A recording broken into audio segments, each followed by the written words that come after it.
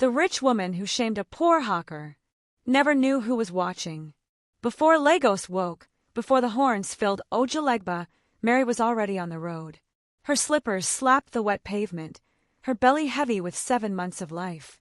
On her head balanced a wooden tray of sachet water. Petrol fumes hung in the air, roasted corn smoke drifted. She walked, calling steady though her stomach clawed with hunger.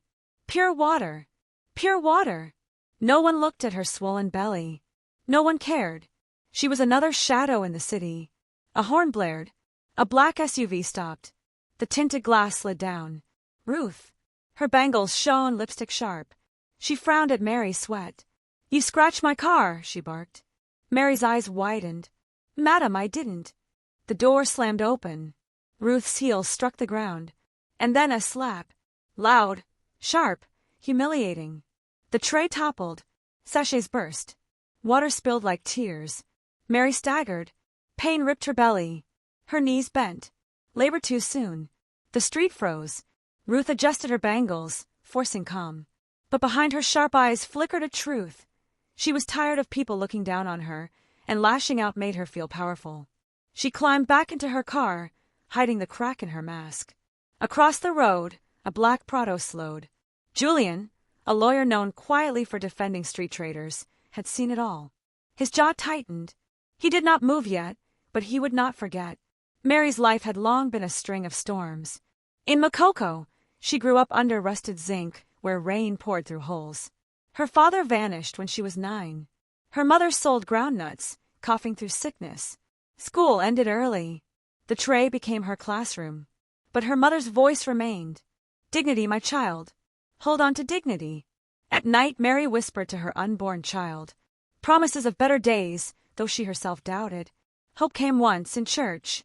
The broken cross leaned above the altar. Michael played the keyboard, head bent. After service, when rain poured, he held an umbrella over her. "You shouldn't be walking alone," he said gently. For the first time in months, she felt seen. Days passed. He brought bread, fixed her slipper strap, laughed with her. She let herself believe. But Mama Esther, the church elder, pulled her aside. "Be careful, my child. Gold that shines too bright can burn your hand." Mary brushed it off. She wanted to trust. One night she passed a bar. Laughter spilled out. Michael's voice. "Pregnant hawker girl thinks I'll marry her. She's just convenient." Mary froze. Bread slipped from her hand into the gutter. Her heart cracked. Her knees trembled. Pain became silence. Silence became strength. When Ruth's slap sent her into labor, it was Julian who stepped forward. He took her to a small hospital. Later, he returned. "You don't deserve silence," he told her. Mary looked at him, a man in a plain shirt. No gold, no arrogance. Only steady eyes. She nodded. Julian gathered witnesses. Street traders spoke. One shop's CCTV had caught it all: Ruth's slap, Mary's fall. Mary signed papers, her hand steady. She did not shout. She waited. The courtroom in Acadia buzzed. Ruth entered in luxury, face cold, though inside her chest hammered. If she lost, her reputation would crack, and reputation was her real wealth. Mary sat quietly with Julian, her wrapper neat, her hands on her stomach. Witnesses spoke. Ruth's lawyer smirked. Then Julian stood. "Your Honor, wealth does not grant license to wound the poor. Dignity is not for sale." The CCTV played. The slap echoed through the speakers. The courtroom gasped. Ruth's face drained. The mask broke. She stammered, her voice shaking. The judge's gavel fell. Ruth was fined heavily, her record stained. Her eyes lowered. For once, silence covered her. Mary didn't smile. She only whispered to her child, "We are seen now." Ruth returned to her mansion. The chandeliers still shone. The marble floor still gleamed. But her phone barely rang. Friends kept distance. The silence was louder than wealth. Mary rose. With compensation, she opened a small provision shop in Sur-Île.